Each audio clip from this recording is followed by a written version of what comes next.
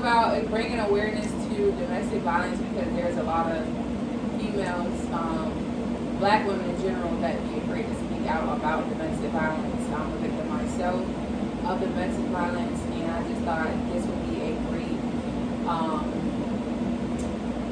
time for her to tell her story. And I don't want to get too much into it, but to top it off, what would be your it in a relationship? Like, what's your it?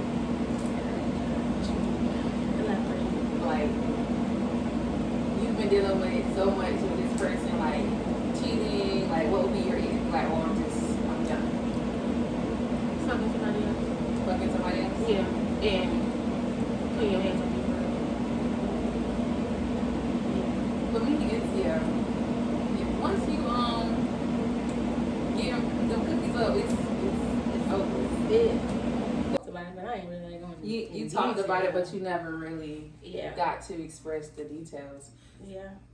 So I can start off by saying Asia encountered a traumatic situation with the father of her child, actually pulling a gun out and actually shooting her while the baby was in the car. Can you tell how did that lead up to that moment? Like, was it previous domestic violence? Yeah, it was.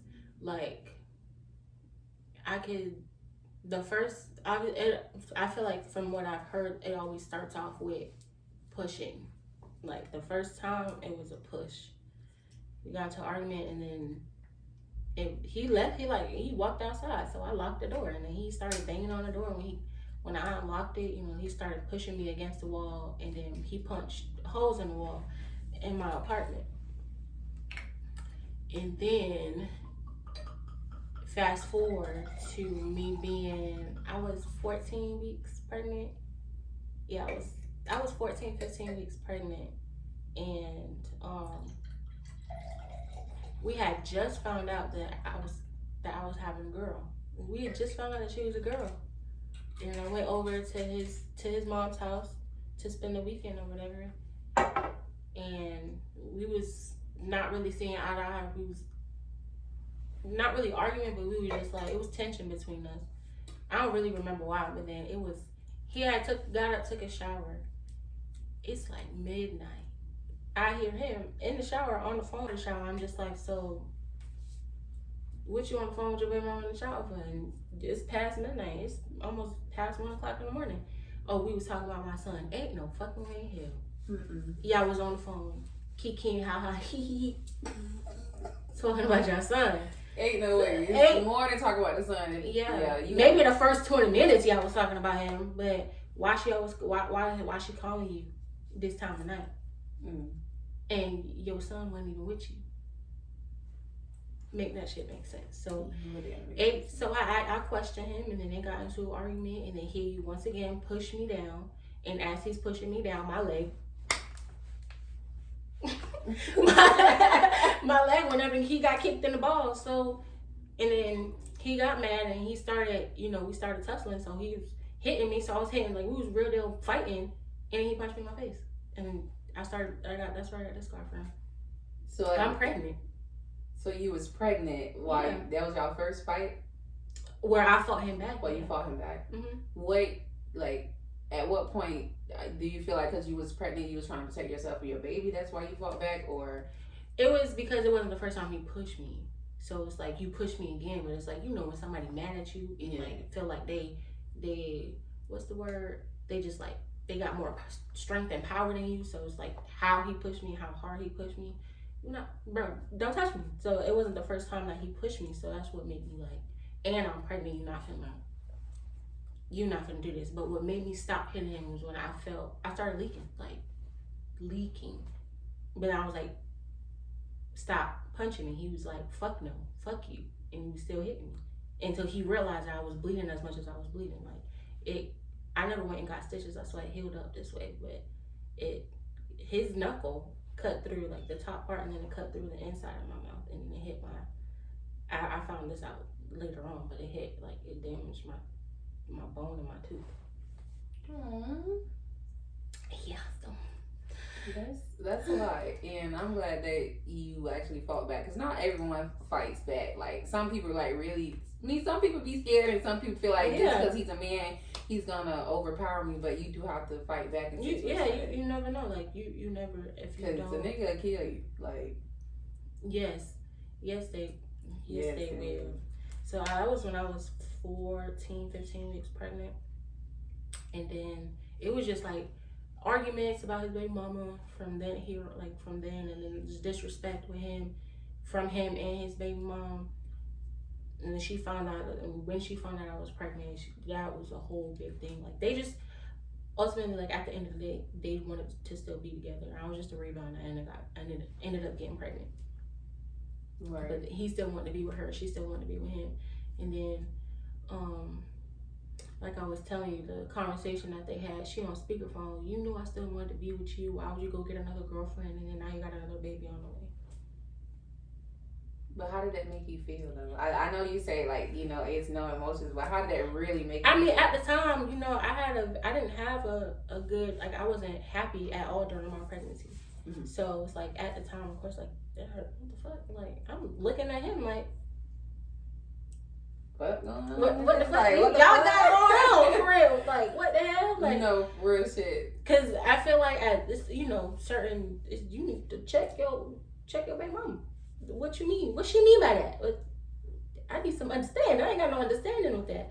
But like, it hurt my feelings. But at the time, I was going through shit with my mom, and I wasn't really talking to them when I was pregnant. And then he was verbally and emotionally abusing me while I was pregnant.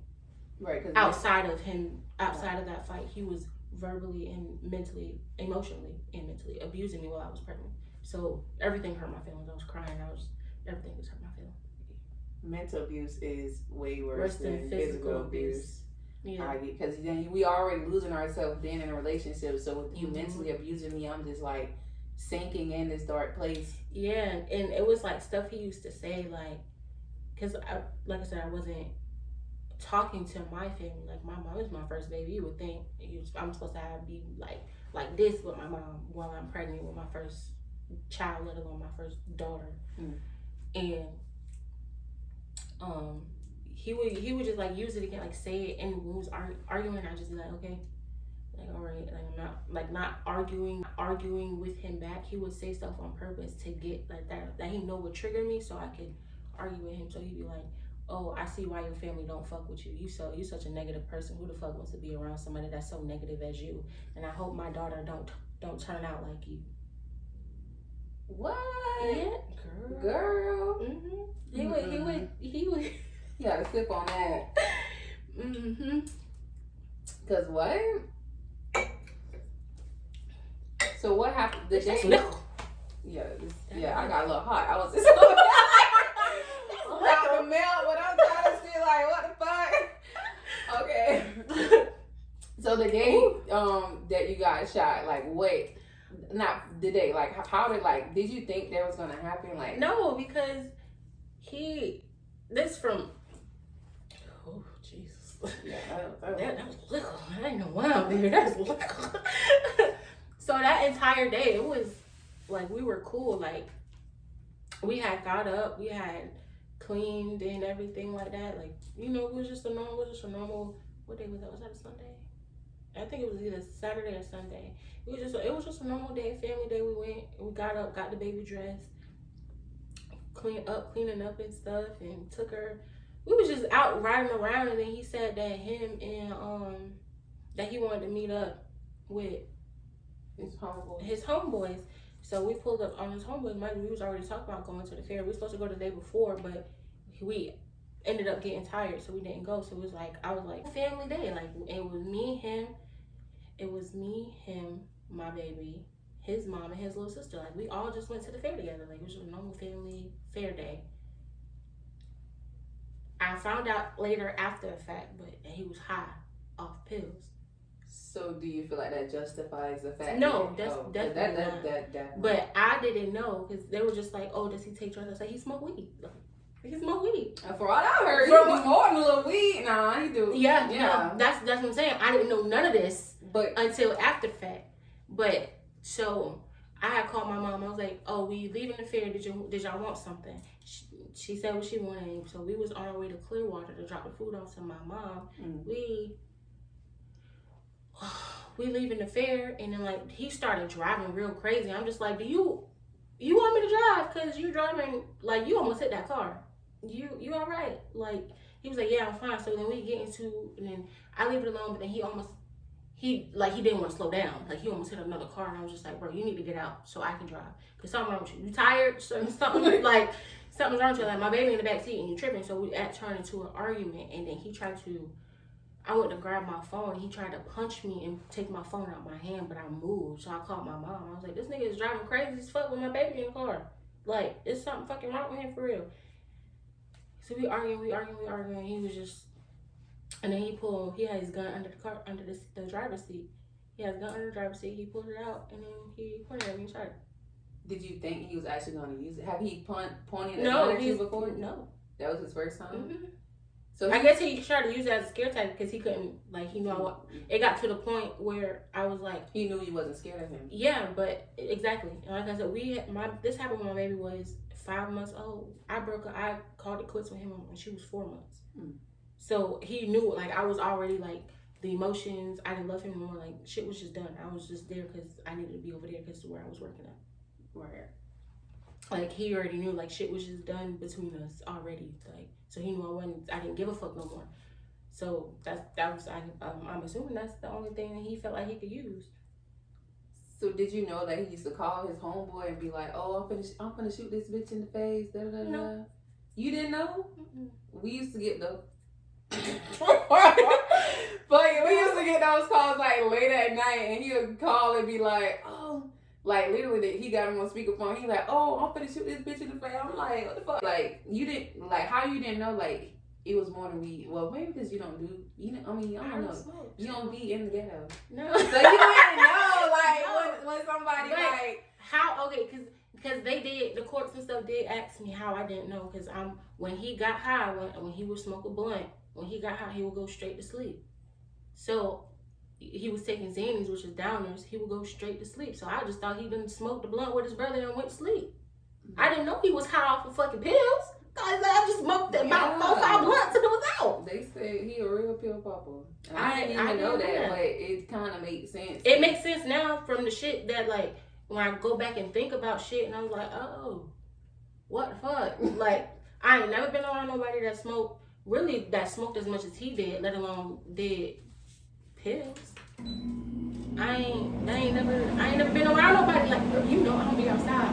Yeah, that's what I'm saying. Like, so she couldn't have known. And then where were you, like, when he used to be calling and talking about? I guess I was there was probably around the time I was either in the house with the baby and he was outside with his brother in the car sitting in his brother's car smoking, or I was out in Clearwater with my mom.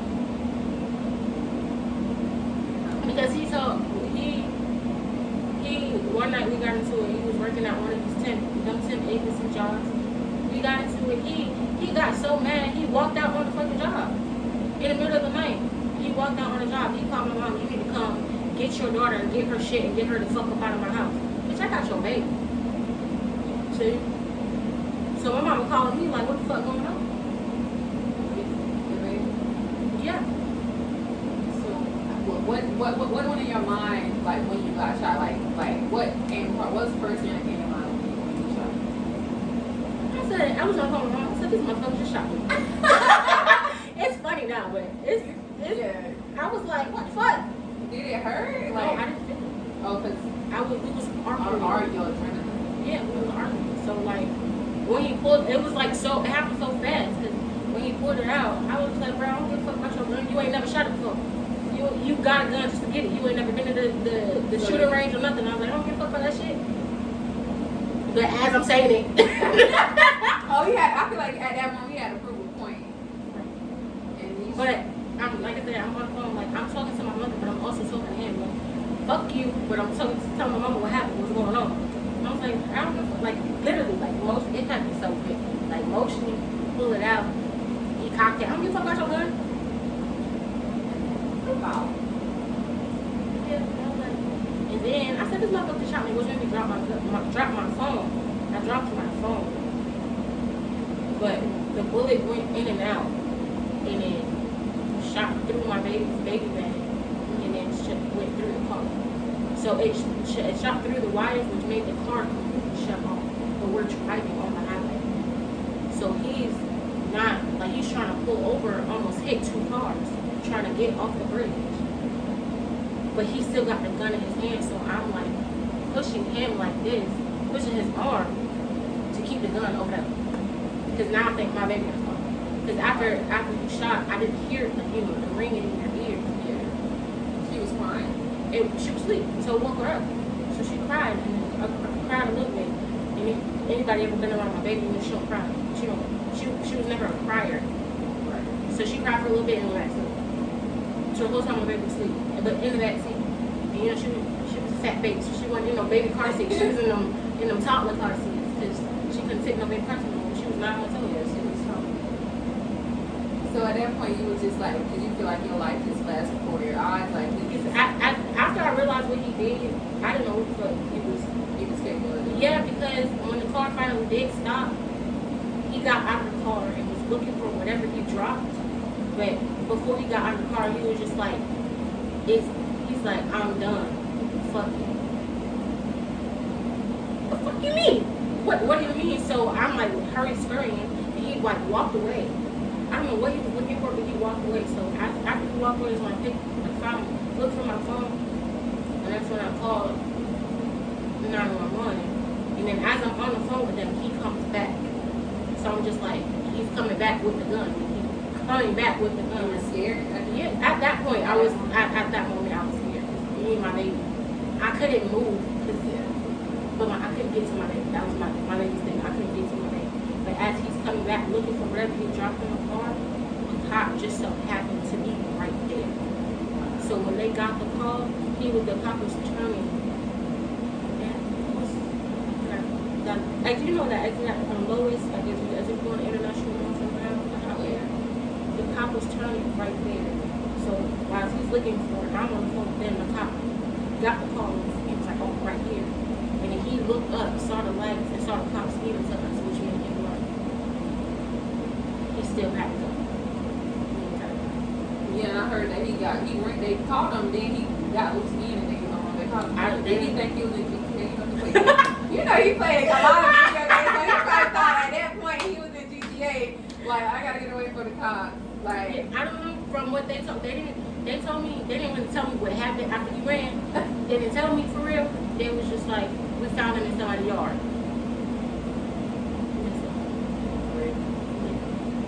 And they was just like, is this him? And they showed me the picture of his license plate, and his driver's license. And I said, yeah. and how did you feel when you had to press charges? It wasn't up to me. The state didn't know. I know. It wasn't up to me. The detective that came and saw me in the hospital, he was just like, the baby was in the car. The state can pick up. It's not on you. It's not your choice. So I'm like, oh shit. Like, it was a whole bunch of emotions. Like, what the fuck? Yeah, I know you was like, at one point you said you was blaming yourself because you feel like it was your fault. But why would you blame yourself? Because Like somebody else got you. Like, did you really feel like you deserved to get shot? Even though you was talking, you may have been talking shit. I was talking cash shit. But at that point, you just feel like you deserve to get shot, though. Like, it's just how my mind works, and really, like, now that I've been going to therapy and talking to therapists and shit, it's because of how I grew up. Like, yeah, but just because of how I grew up and how I was treated and the abuse I took from my mom, the verbal abuse that I took from my mom, it's like, oh, and so what would you say to a woman that's trying to get away, or what advice would you give to someone that's trying to get away? With them red flags is for real, and it's not just, it's God showing you. It's really God and the universe showing you, and they wanted you. You just wanted something. You know, if you don't listen, He gonna show you the hard way. Yeah. If you don't listen to God, He gonna show you something like that's not the person you're supposed to be around. That's not the person you're supposed to be with. That I want you to be with. So if you don't really listen to the warning signs when they mild, He gonna make you go through some shit where you ain't got no choice but to listen, but to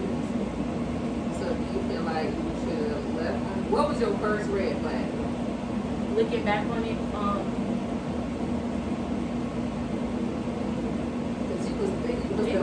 I was deluded. Yeah. I was deluded. When it's like looking back, when I look at pictures of him, I was like, he wasn't really nothing to be deluded over. But really, when I would get like remember I was letting him use my car and shit.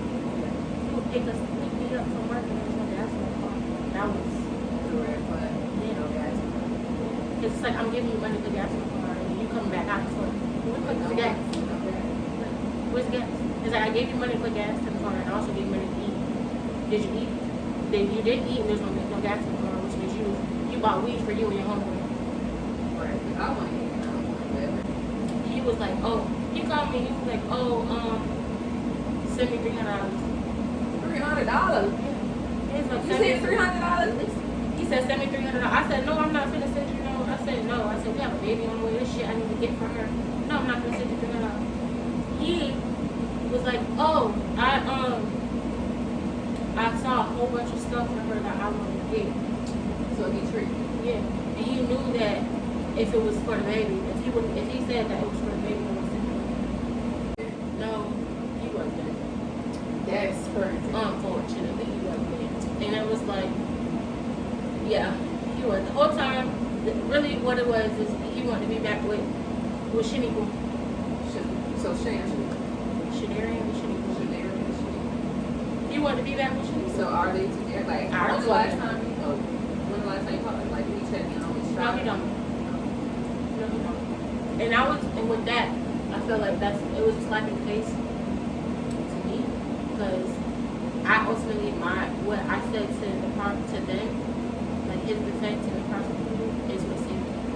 And I was just like, he has 2 kids, and I don't want to do that to his kids, send him away for 10 years to his kids. And I know his son, he has a son and a daughter that need him, so I was thinking about his children. And now he don't call my baby, he don't check up on her, he don't make sure she alive. All he knows she be dead right now. He wouldn't know. So even after he shot you, you still showed sympathy or remorse to not give him 2 years. What would have made you like fucking give him 2 years? If you know. If I know he really didn't give a fuck, like really didn't give a fuck on it. Because I'm showing sympathy to your son, and I could have just been like, it could have been like any other bitch out here. Fuck your son. For real. Like, but I know it's little boys, children, kids, period. They need their dad. Yeah.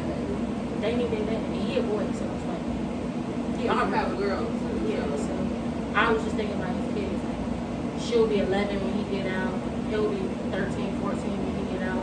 That's what I was thinking about. I didn't give a fuck. Honestly, in my opinion, I think he got a slap on the wrist after the baby was in the car. Anything could have happened. Y'all was on the highway. You could have got in a car crash.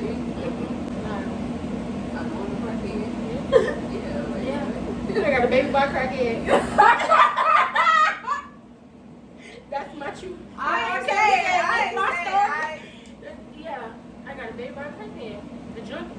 Pill pop. A baser. Him. That's crazy. Really?